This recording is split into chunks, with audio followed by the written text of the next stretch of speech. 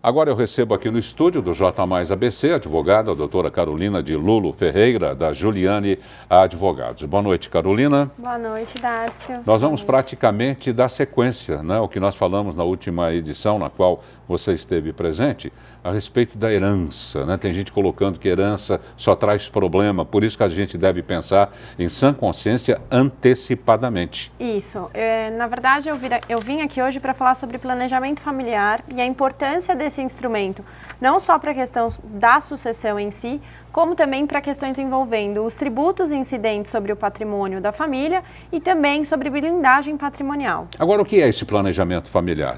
Vou ter mais 2, 3 filhos, não é nada disso, né? Não, não é nada disso. O planejamento familiar, ele é literalmente planejar o patrimônio da família, através de instrumentos ou de ferramentas jurídicas que possibilitem uma melhor destinação desse patrimônio, inclusive no que tange à sua blindagem ou a questões sucessórias. Agora, o titular do espólio, antes da morte, logicamente, para poder sentar com os herdeiros e bater aquele papo, né, na paz do Senhor, nosso Senhor Jesus Cristo, né? Como é que ele faz, por exemplo, com as cotas empresariais? Nós temos que imaginar dois lados, um que vai deixar uma grande fortuna e um que não vai deixar uma grande fortuna, mas tem 2 imóveis, tem 2 carros, né, para que não haja... uma discrepância. Exatamente, exatamente. Bom, quando a gente fala de planejamento familiar, na verdade, existem várias formas de fazer esse planejamento. A mais comum, ou a que mais se enquadra para a maioria dos casos, seria a formação de uma pessoa jurídica. Ou seja, nesse caso específico, só para explicar um pouquinho melhor para os telespectadores, é formada uma empresa e essa pessoa titular desse patrimônio, ela faz a remessa a título de integralização de capital social para dentro dessa sociedade. Os sócios dessa pessoa vão ser quem? Os herdeiros que ele pretende passar o patrimônio. Agora, doutora Carolina, ele pode deixar percentualmente o que ele quiser para um ou para outro? Um ele deixa 10%, o outro ele deixa 60%, porque participou durante toda a vida no business da família. Como é que é feito isso? Na verdade, quando a pessoa está em vida, ele pode ir fazendo a destinação que ele quiser do patrimônio. Quando ele vai, por exemplo, testar, ele não consegue ter essa mesma liberdade, porque ele vai ter que respeitar sempre os 50% da legítima, que é uma disposição do Código Civil que determina que 50% do patrimônio vai para os herdeiros necessários. Então, nesse caso específico da antecipação, ou seja, da transferência das cotas, não teria problema ele fazer essa divisão conforme o que aquela pessoa representa para ele no negócio. Ele pode fazer o que ele quiser nessa divisão. Sim, das cotas societárias, sim, antes dele falecer, antes dele vir a falecer. Porque posteriormente não seria possível, mas quando a gente fala em testamento, ele não conseguiria fazer. Ele pode dividir o que ele quiser, inclusive não deixar 0 cotas para... Essa pessoa que ficar com 0 cotas provavelmente vai entrar em algum tipo de litígio com os herdeiros, ou com aquele que ficou com mais cotas, mas, via de regra, sim, ele pode fazer a disciplina que ele quiser. Por quê?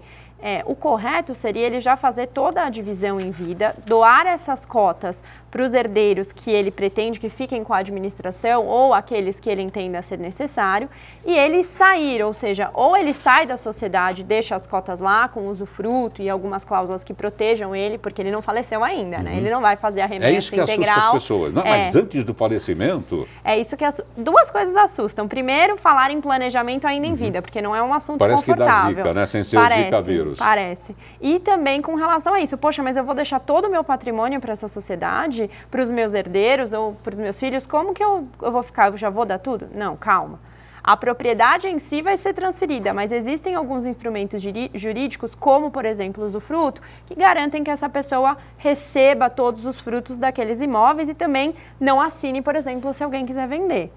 E ele também não vai ficar sozinho, sem estar na sociedade. Ou ele pode ser sócio e atuar como administrador, ou ele pode não ser sócio e também atuar como administrador não sócio da empresa. Tá, porque é importante isso, atuar como administrador, porque ele tem de passar por ele para assinar. Sim, não é? vendas, agora, etc. E o valor das cotas? Elas são patrimoniais, não é? Ou o valor da cota, como se costuma dizer, é de R$1, R$2, não. R$5? No caso específico de patrimônio imóvel, quando ele for integralizado no capital social da empresa, ele obrigatoriamente vai respeitar o valor que esse imóvel está constando no imposto de renda.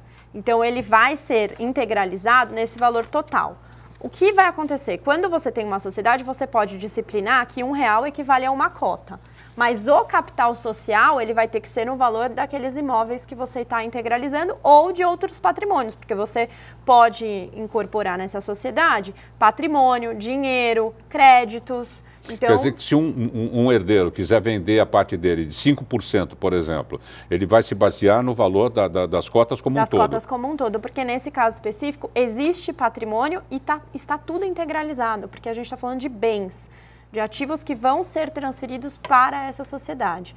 Mas lembrando que esse herdeiro não vai poder, a bel prazer dele, fazer a venda desse imóvel sem autorização ou do administrador ou do usufrutuário, conforme o caso. Ou daquele que herdou as cotas da empresa, né? Sim, porque a vantagem, na verdade, de se fazer dessa forma em quesito de sucessão é exatamente você não ter que entrar com processo. Por quê? Quando a gente fala de planejamento, a gente quer dizer transferência das cotas todas em vida. Essa é a vantagem, para que futuramente a pessoa não tenha que abrir um inventário, pagar, por exemplo, custas de processo, que é 1% sobre o valor do monte mor e advogado. Vocês estão vendo como é complicado o caso? Isso porque estamos em dois aqui. Quanto mais pessoas participassem do nosso bate-papo aqui, mais problemas viriam à tona. E nós agradecemos mais uma vez a doutora Carolina de Lulo Ferreira, da Giuliani Advogados. Obrigada, Darcy.